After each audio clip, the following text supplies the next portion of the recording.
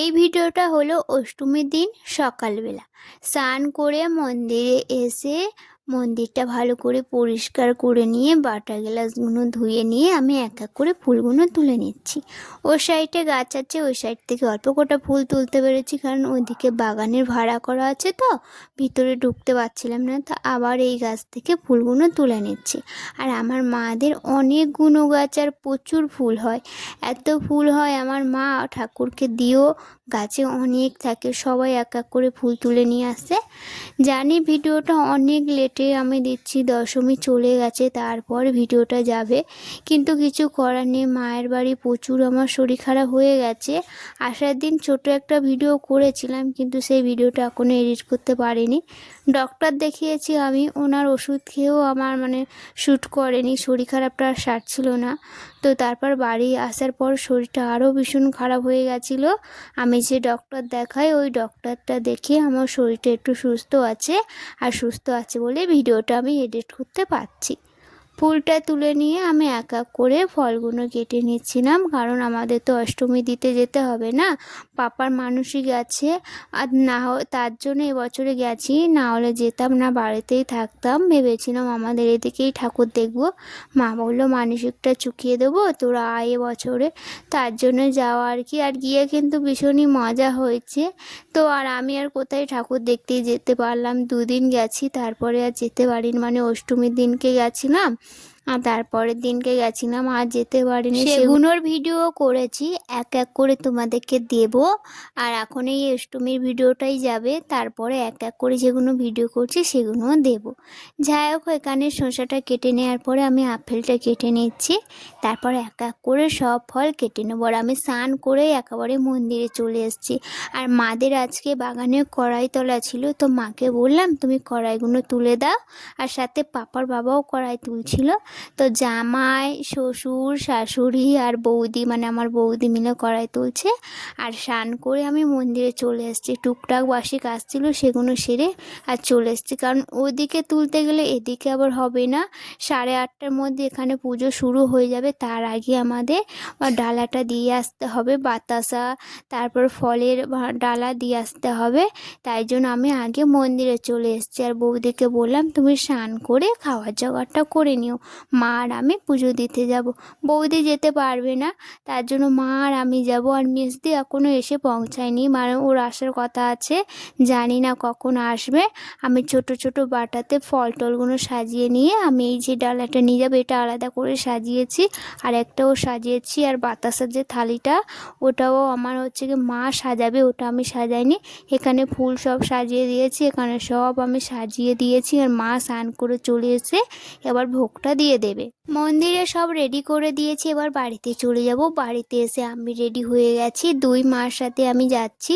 মা আগে প্রসাদের ডালাটা দিয়ে এসছে, বাতাসও দিয়ে এসছে, ডালাও দিয়ে এসছে, তারপরে আমরা যাচ্ছি।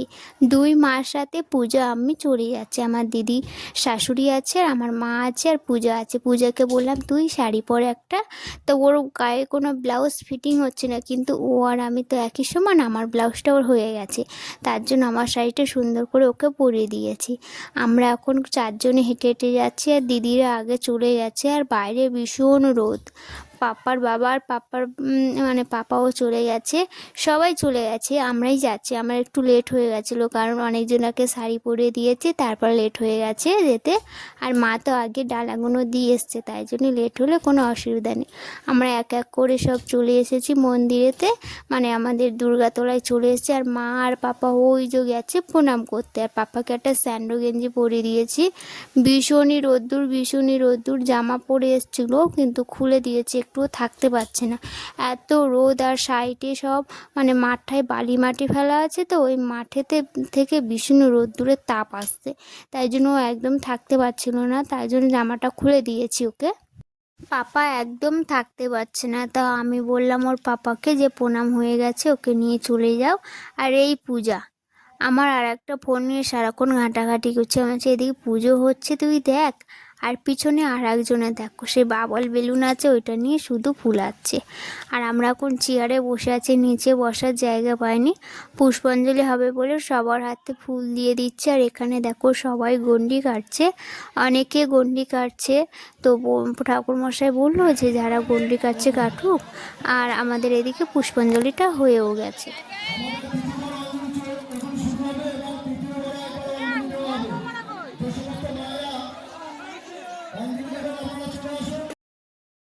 পুষ্পাঞ্জলি দিয়ে বাড়িতে চলে যাচ্ছি এখন। আর বিকেলবেলা ডালা দেবে তখনই নিতে আসবো।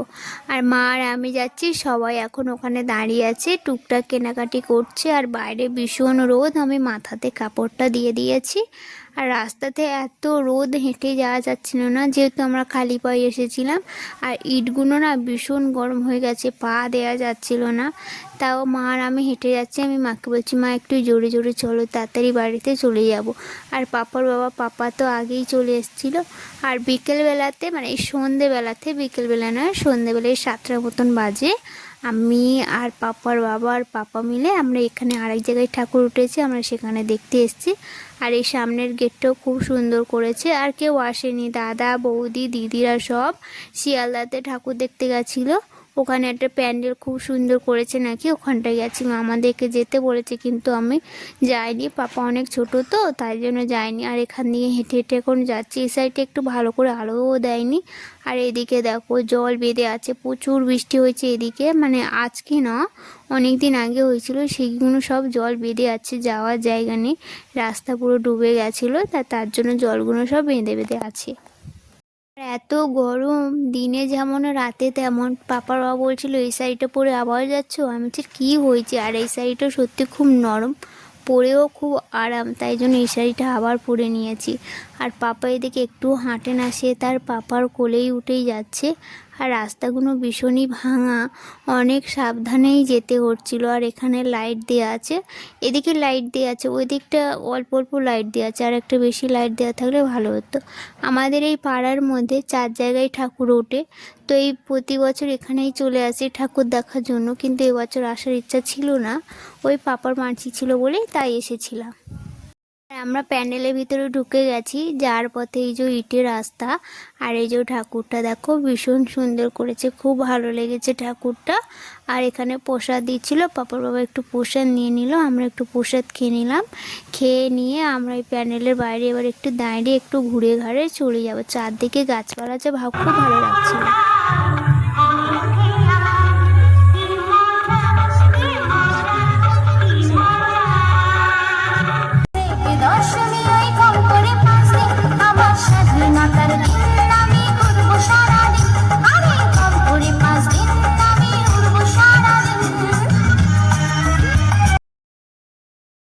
বাইরে থেকে প্যান্ডেলটা এমনই, ওপরে একটা আপেল দিয়েছে আর চারদিকে একটু ঘেরা করে দিয়েছে।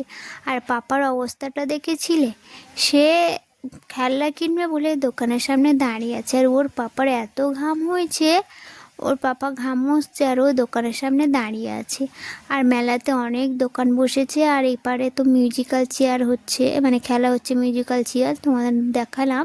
এখানে সবাই খেলা দেখছে। আর পাপার খুব খিদে পেয়েছিল, তাই একটু চাউ কিনে নিয়ে ও খাচ্ছিল, কিন্তু চাউটা খুব একটা ভালো ছিল না। তারপর আমাদের পাড়ার 3টে ছেলে, ছোট ছোট ছেলে, আমি ওদেরকে পিসি হই, ওদের সাথে আমিও ফুচকা খাচ্ছিলাম, ওদেরকে খাওয়ালাম আর আমি নিজেও খেলাম। ফুচকাটা বেশ ভালোই ছিল, বেশি খাইনি, আবার অল্প করেই খেয়েছি, কারণ আমার আবার বেশি ফুচকা খেতে ভালো লাগে না। আর চারদিকে লোকজন ভরে যাচ্ছে আস্তে আস্তে। আর এরপর বাড়ি চলে যাবো, কারণ পাপা ভীষণই বদমাশি করছে। এখানে অনেক বড় মাঠ, তো মাঠ পেয়ে এত বদমাশি করছে, বাড়িতে যেতেই চায় না। সারাক্ষণ বেলুনগুলো ফাটাচ্ছে আর খেলা করছে, বেলুনগুলো ফাটাচ্ছে আর খেলা করছে, এক এক করে কিনছে আর ফাটাচ্ছে। আর লাস্টে একটা ভ্যান কিনেছে, ভ্যান নিয়ে সারাক্ষণ মাঠ বাই ছুটছে, এত দুষ্টুমি করছে। আর কি বলবো, পাপার বাবাকে বললাম তুমি ফুচকা খাবে না, কিন্তু সে বললো আমি খাবো না।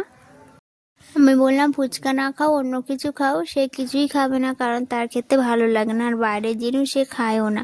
ফুচকা খাওয়া হয়ে গেছে, এখানে সন্ধ্যা আরতি হচ্ছে, আর আমরা সন্ধ্যা আরতিটা দেখেই বাড়ি চলে যাব। বাড়িতে চলে এসেছি, হাত পা ধুয়ে নিয়েছি, নিয়ে বৌদি এখানে লুচি আর তরকারি করেছে আর সুজি করেছে, সেটা খাবো বলে নিয়ে নিয়েছি। যাই হোক, ভিডিওটা আমি এখানে শেষ করছি। আর ভিডিওটা ভালো লাগলে অবশ্যই আমার পাশে থেকো। টাটা।